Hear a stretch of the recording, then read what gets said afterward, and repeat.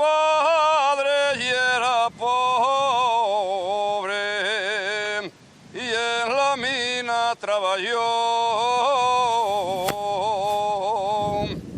Y cuando marchó pa' la mina, queda mi madre rezando, pidiendo ya Santa Bárbara, protégemelo en el tallo.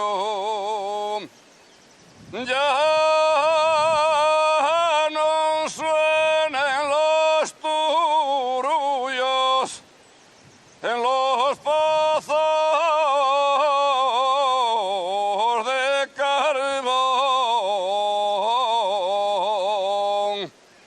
ni el picador picando,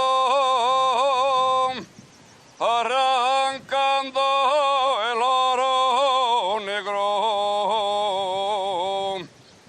que tiene nuestra